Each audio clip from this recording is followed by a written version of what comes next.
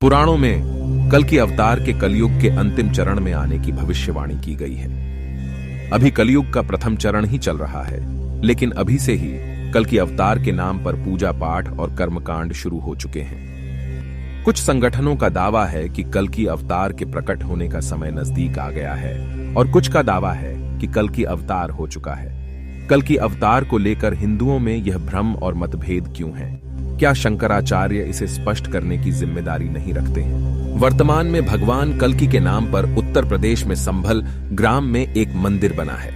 उनके नाम पर दिल्ली आदि क्षेत्रों में ऑडियो, वीडियो, सीडी, पुस्तक आदि साहित्य सामग्री का विकास कर प्रचार प्रसार किया जा रहा है।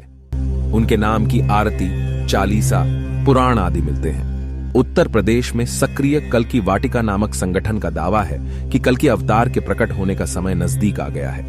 इन लोगों का मानना है कि देवी जगत में कल की अवतार हो गया है। स्वप्न, जागृत और वाणी अनुभवों द्वारा वे भक्तों को संदेश दे रहे हैं। उनकी महाशक्तियां भक्तों की रक्षा के लिए इस जगत में चारों ओर फैल चुकी हैं। अब बस उनका केवल प्राकट्य शेष है।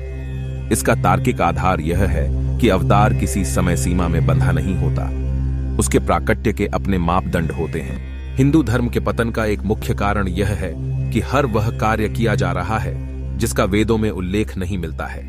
हिंदुओं के एकमात्र धर्म ग्रंथ है वेद। वेदों का सार है उपनिषद और उपनिषदों का सार है गीता।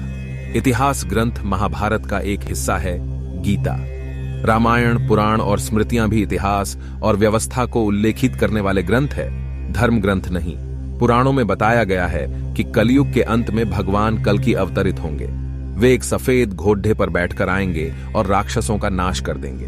पौराणिक मान्यता के अनुसार कलयुग 432000 वर्ष का है, जिसका अभी प्रथम चरण ही चल रहा है। कलयुग का प्रारंभ 3102 ईसा पूर्व से हुआ था, जब 5 ग्रह मंगल, बुध, शुक्र, बृहस्पति और शनि मेष राशि पर 0 डिग्री पर हो गए थे। इसका मतलब 3102 + 2017 = 5119 वर्ष कलयुग के बीत चुके हैं, और 426881 वर्ष अभी बाकी है, और अभी से ही कल्कि की पूजा, आरती और प्रार्थना शुरू हो गई है। माफ करना, अभी से नहीं, करीब 350 साल से उनकी पूजा जारी है। यह अवतार भविष्य में होगा या नहीं, यह अभी अनिश्चित है, लेकिन लोगों को कौन रोक सकता है पूजा करने से? मूर्ख लोग तो अमिताभ और रजनीकांत की पूजा भी करते हैं। कल की पुराण के अनुसार कलयुग में भगवान विष्णु कल की रूप में अवतार लेंगे। कल की अवतार कलयुग व सतयुग के संधिकाल में होगा। यह अवतार 64 कलाओं से युक्त होगा। पुराणों के अनुसार उत्तर प्रदेश के मुरादाबाद जिले के शंभल नामक स्थान पर विष्णु यशा नामक तपस्वी ब्राह्मण के घर भगवान कल की पुत्र रूप में जन्म लेंगे। कल की देवदत्त नामक घोड़े पर सवार होकर संसार से पापियों का विनाश करेंगे और धर्म की पुण्य स्थापना करेंगे। स्कंद पुराण के 10वें अध्याय में स्पष्ट वर्णित है कि कलयुग में भगवान श्री विष्णु का अवतार श्री कल्कि के रूप में संभल ग्राम में होगा। अग्नि पुराण के 16वें अध्याय में कल के अवतार का चित्रण तीर कमान धारण किए हुए एक घुड़सवार के रूप में किया है, और वे भविष्य में होंगे। कल की पुराण के अनुसार वह हाथ में चमचमाती हुई तलवार लिए सफेद घोड़े पर सवार होकर युद्ध और विजय के लिए निकलेगा तथा बौद्ध, जैन और म्लेच्छों को पराजित कर सनातन राज्य स्थापित करेगा। पुराणों की यह धारणा कि कोई मुक्तिदाता भविष्य में होगा सभी धर्मों ने अपनाई। मत्स्य पुराण के द्वापर और कलयुग के वर्णन में कल्कि के होने का वर्णन मिलता है। बंगाली कवि जयदेव 1200 और चंडीदास के अनुसार भी कल की अवतार की घटना हो चुकी है, अतः कल्कि एक ऐतिहासिक व्यक्तित्व हो सकते हैं। जैन पुराणों में एक कल्कि नामक भारतीय सम्राट का वर्णन मिलता है। जैन विद्वान गुणभद्र 9वीं शताब्दी के उत्तरार्ध में लिखते हैं कि कल्किराज का जन्म महावीर के निर्वाण के 1000 वर्ष बाद हुआ। जिनसेन उत्तर पुराण में लिखते हैं कि कल्किराज ने 40 वर्ष राज किया और 70 वर्ष की आयु में उसकी मृत्यु हुई। कल्किराज अजितांजय का पिता था। वह बहुत हिंसक और क्रूर शासक था, जिसने दुनिया का दमन किया और निग्रंथों के जैन समुदाय पर अत्याचार किए। गुणभद्र के अनुसार उसने दिन में एक बार दोपहर भोजन करने वाले जैन निग्रंथों के भोजन पर भी टैक्स लगा दिया था, जिससे वे भूखे मरने लगे। तब निग्रंथों को कल्कि की क्रूर यातनाओं से बचाने के लिए एक दैत्य का अवतरण हुआ, जिसने वज्र, बिजली के प्रहार से उसे मार दिया और अनगिनत युगों तक असहनीय दर्द और यातनाएं झेलने के लिए रत्नप्रभा नामक नरक में भेज दिया।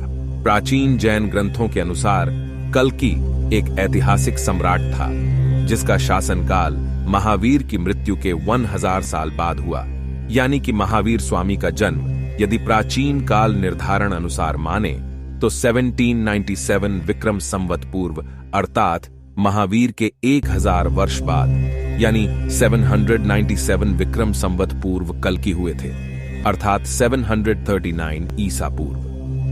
अब यदि हम अंग्रेजों द्वारा लिखे इतिहास का काल निर्धारण माने तो महावीर स्वामी का जन्म 599 ईसा पूर्व हुआ था। इसका मतलब महावीर के 1000 वर्ष बाद कल्कि हुए थे, यानी कि तब भारत में गुप्त वंश का काल था।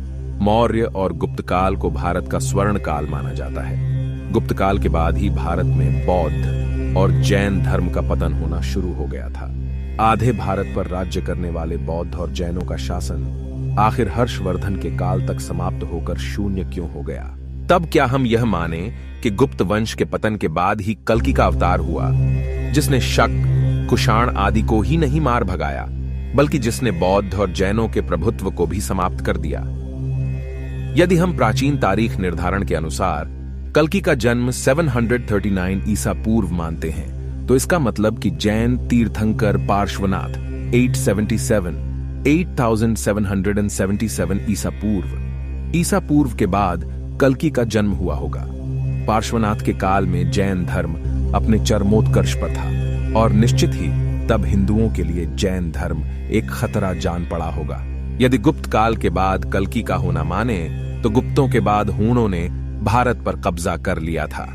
जैन ग्रंथों में वर्णित कल्कि का समय और कार्य हूण सम्राट मिहिरकुल के साथ समानता रखता है। अतः कल्किराज और मिहिरकुल 502-542 के एक होने की संभावना से इनकार नहीं किया जा सकता।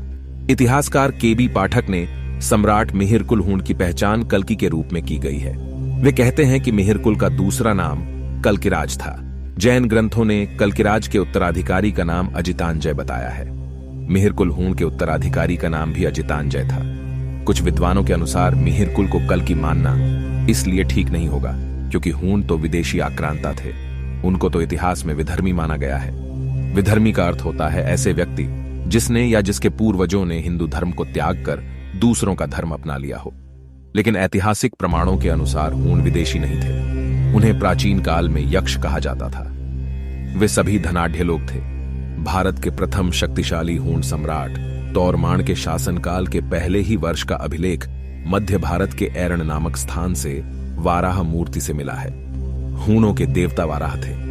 कालांतर में हूणों से संबंधित माने जाने वाले गुर्जरों के प्रतिहार वंश ने मिहिर भोज के नेतृत्व में उत्तर भारत में अंतिम हिंदू साम्राज्य का निर्माण किया और हिंदू संस्कृति के संरक्षण में हूणों जैसी प्रभावी भूमिका निभाई। अंततः यह कहा अभी भी सही नहीं होगा कि कल्कि अवतार हो चुका है या नहीं हुआ है।